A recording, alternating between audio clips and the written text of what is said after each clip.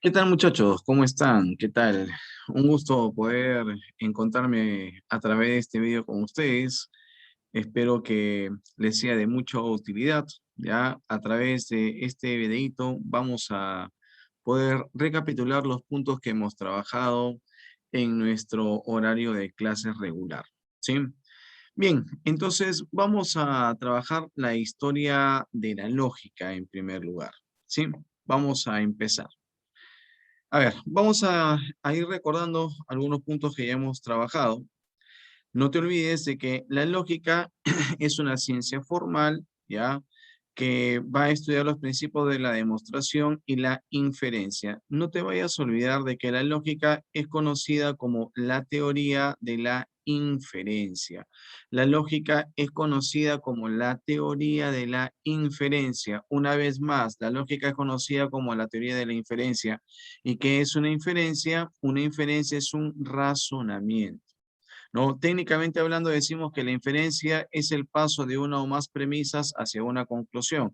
En una sola palabra podemos decir que una inferencia es un razonamiento, ¿de acuerdo? Ahora mira, la palabra lógica deriva del griego lógica, ¿no es cierto? Y no te vayas a olvidar que se considera que el primero en emplear el término lógica fue Demócrito. ¿De acuerdo? Ya, lógica significa tratado, idea o pensamiento, pero no te vayas a olvidar que se considera como el primero en emplear el término lógica a Demócrito. A Demócrito.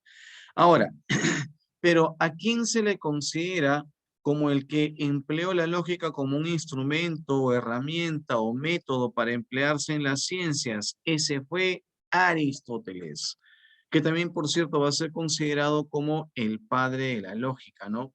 Algunos inciden en decirle que es el padre de la lógica antigua, ¿no? Y otros consideran que el padre de la lógica moderna va a ser Gottlob Frege, ¿no? Por eso especifican y dicen padre de la lógica antigua. Pero la mayoría coincide en nombrar como padre de la lógica, así a secas, al famosísimo filósofo de la antigua Grecia, Aristóteles, ¿ya? Entonces, no te olvides que el primero en utilizar el término lógica fue Demócrito, pero el que hizo de la lógica un instrumento o herramienta para emplearse en las ciencias, ese fue Aristóteles. Para Aristóteles la lógica era el instrumento, la herramienta, ¿no? La propedéutica, como él le llamaba, ¿no? ¿Qué significa propedéutica? Propedéutica significa introducción. Para Aristóteles la lógica era el instrumento, era la herramienta para emplearse en las ciencias, era la propedéutica, o sea, era la introducción a la sabiduría. Esa era la consideración que le tenía Aristóteles a la lógica. ¿Ya? Ahora, Aristóteles fue el máximo exponente de la lógica en la época antigua, ¿no? Tenemos que recordar que la lógica en la época antigua se desarrolló en tres civilizaciones. ¿Te acuerdas? Ya lo habíamos visto, ¿no es cierto? Que fueron China, India y Grecia. No te vayas a olvidar. La lógica en la antigüedad se va a desarrollar en tres civilizaciones. China, India y Grecia.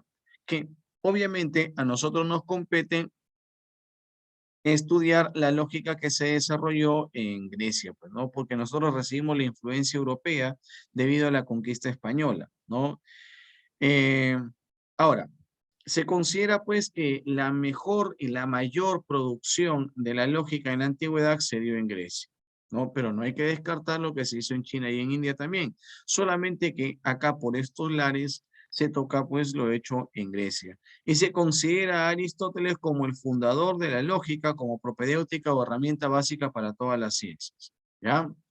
Aristóteles fue el primero en formalizar los razonamientos, utilizando letras para representar los términos. No te vayas a olvidar que el tema central de la lógica, el tema más importante, el tema cumbre de la lógica, fue el silogismo categórico, que por cierto es un temón que ya lo vamos a explicar en su debido momento. Es parte de nuestra currícula regular que vamos a llevar en el año. Ya, pero no te vayas a olvidar, ya, que el tema cumbre de la lógica aristotélica es el silogismo categórico. Ahora, la pregunta, ¿cuál es la obra más importante en cuanto a lógica que escribió el gran Aristóteles? Y eso tiene que estar siempre presente en ti. Esa obra se llamó el Organón, se llamó el Organón. ¿Qué significa organón? Significa instrumento, método, herramienta o propedéutica. O sea, era la introducción, la herramienta, el método para emplearse en las ciencias, la introducción a la sabiduría.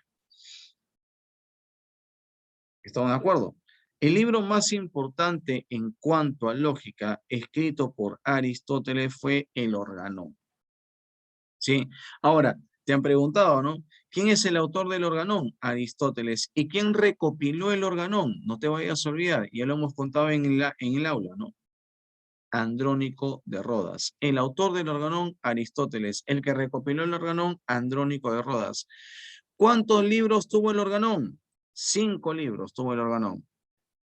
¿Y cuáles fueron esos 5 libros? Fueron, ¿te acuerdas o no? Las categorías, donde trata acerca de la teoría del concepto, la interpretación, que trata acerca de la teoría del juicio, los analíticos, que fueron 2, ¿no? Los primeros y los segundos analíticos, que tratan acerca del razonamiento y la demostración, los tópicos, que trata acerca de la teoría de la argumentación, y las refutaciones sofísticas, que trata sobre las falacias, ¿no? Son los 5 libros que componen el órgano. De estos 5 libros se considera de que lo más importante fueron los analíticos, ¿no? Porque ahí se va a tratar básicamente lo que es la esencia de la lógica, que es la inferencia, ¿no? La lógica es conocida como la teoría de la inferencia, ¿no? La teoría del razonamiento, ¿no? Entonces consideran de que el libro más importante del órgano son los analíticos. Es más, te han preguntado en el examen de la San Marcos, ¿no? Aristóteles, ¿cómo le llamó a la lógica? Aristóteles a la lógica le llamó analítica. De allí que el libro más importante del órgano sean los analíticos, sean los analíticos. El Organón es considerado como el resumen de la lógica antigua. En esta obra, Aristóteles recopiló todo lo que se había hecho hasta su tiempo en lógica y nos lo da a conocer acá en el Organón. Por eso es que el Organón es considerado como el resumen de la lógica antigua. En esta obra, Aristóteles se tomó la chamba de recopilar todo lo que se había hecho hasta su tiempo en lógica y dárnoslo a conocer. Por eso es que el Organón es considerado como el resumen de la lógica antigua. ¿De acuerdo? Acá en el Organón Aristóteles va a proponer su método, que fue el método deductivo, ¿no? Que después va a seguir esto siendo aplicado pues por el racionalismo en la época moderna, ¿no? Pero el método inductivo empieza acá con Aristóteles, ¿no? Que consistía en razonar de lo general a lo particular, o si ustedes le quieren llamar del todo a la parte. Ese es el método que dio Aristóteles. Otra cosa, no te vayas a olvidar del proceso del pensar, ¿no? Que también le atribuyen a Aristóteles, ¿no?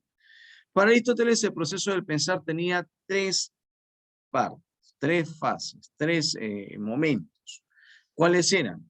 El conceptuar, el juzgar y el razonar. ¿En qué consistía el conceptuar? Conceptuar era determinar las características esenciales, ¿no? En eso consistía el conceptuar, en determinar las características esenciales. Por ejemplo, vamos a conceptuar lápiz. Decimos lápiz, objeto de madera con punta de carbón o grafito que sirve para escribir. ¿Sí? Ese concepto de lápiz. ¿Y por qué? Porque eso es lo esencial. Pero de repente, pues, Wendy, vamos a suponer, tiene calor, no ha traído su gancho, no ha traído su colete, y quiere atarse el cabello, se hace una cola y se prensa la cola con el lápiz. Entonces, podríamos decir, lápiz, objeto de madera con punta de carbón o grafito que sirve para escribir y prensarse el cabello.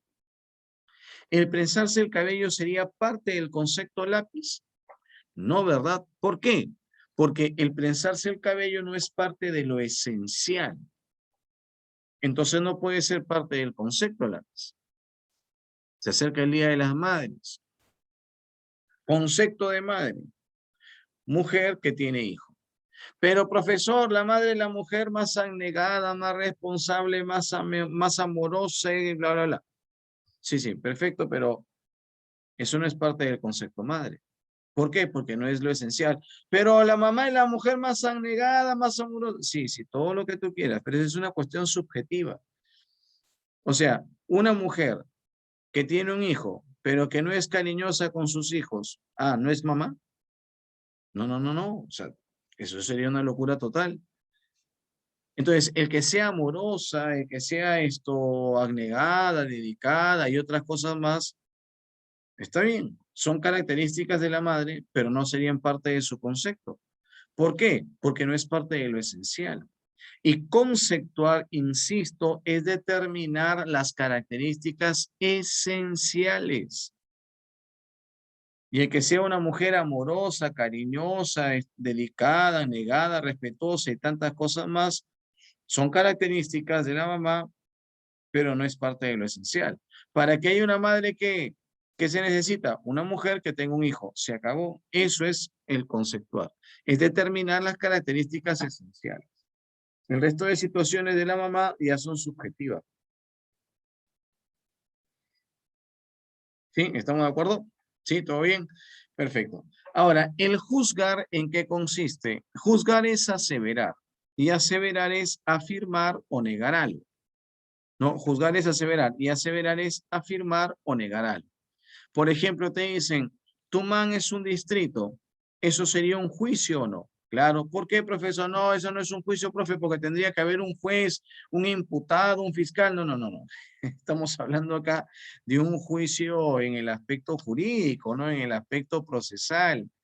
Eh, pero acá estamos en el contexto de la lógica. Y en la lógica, el juicio es una aseveración. Juzgar es aseverar y aseverar es afirmar o negar algo.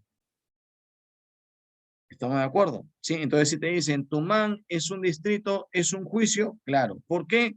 Porque esa es una afirmación. Si es una afirmación, es una aseveración. Y si es una aseveración, es un juicio. Te dicen, los perros no son felinos. ¿Es un juicio? Claro, porque esa es una negación, ¿no? Te dicen que los perros no son felinos. Si es una negación, es una aseveración, y si es una aseveración, entonces es un juicio. Entonces, el juzgar es aseverar. Aseverar es afirmar o negar algo. ¿De acuerdo, muchachones? Sí, todo de acuerdo, ¿verdad? Listo. Y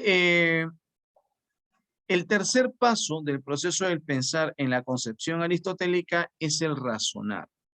¿Y en qué consiste el razonar? Consiste en obtener una conclusión a partir de juicios a los que también le conocen con el nombre de premisas. Razonar es obtener una conclusión a partir de juicios o premisas. Por ejemplo, te dicen, ¿no? Todos los peruanos son americanos y algunos peruanos son literatos. Por lo tanto, algunos peruanos son americanos.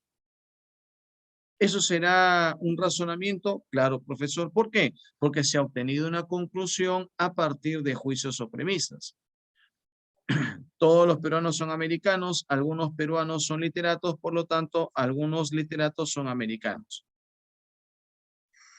Eso es un razonamiento porque la conclusión que se ha obtenido de las premisas, ¿no? Se ha obtenido una conclusión a partir de juicios o premisas. Ahora, la ley general, y esto viene desde la antigüedad con Aristóteles, la ley general de todos los razonamientos, de todas las inferencias, ¿cuál es? Es de que la conclusión que se obtenga necesariamente tiene que obtenerse de las premisas. ¿Cómo así, profesor? Te he puesto un ejemplo. Todos los peruanos son americanos, algunos peruanos son literatos, por lo tanto, algunos literatos son americanos. Un razonamiento. ¿Por qué? A partir de juicios o premisas se obtuvo una conclusión. Perfecto. Ahora, además, este es un razonamiento correcto, porque la conclusión que se obtuvo de las premisas. ¿Cómo así, profesor? ¿Qué hubiese pasado si te hubiesen dicho todos los peruanos son americanos y algunos peruanos son literatos? Por lo tanto, algunos literatos son románticos. ¿Eso hubiese sido un razonamiento correcto? No. ¿Por qué? Porque el término románticos no ha estado en las premisas. algunos literatos son románticos, esa no debió ser mi conclusión, porque la conclusión se debe obtener de las premisas, la conclusión se debe obtener de las premisas. Y las premisas decían, todos los peruanos son americanos, algunos peruanos son literatos, por lo tanto, ¿cuál debió ser la conclusión? Algunos literatos son americanos, pero la conclusión no pudo haber sido, algunos literatos son románticos. ¿Por qué? Porque el término románticos no había estado en las premisas, y la conclusión necesariamente debe obtenerse de las premisas. Esa es la ley general de todos los razonamientos, de todas las inferencias, viene desde la antigüedad. ¿Estamos de acuerdo? ¿Ya? Entonces, acuérdate, ¿ah? El proceso del pensar aristotélico tiene tres etapas, tres momentos, tres fases. Conceptuar, juzgar y razonar. Co-ju-ra. Co de conceptuar, ju de juzgar, ra de razonar. Bien, ¿han entendido hasta acá? Espero que sí, espero que sí. Bien, entonces esto es un breve resumen pues de la época antigua, ¿no? De la lógica antigua. Ya espero que vean el videito y que pues refresquen la memoria y les sea de bastante utilidad. Bien, nos vemos en el siguiente video. Un abrazo, estudien mucho y cuídense mucho.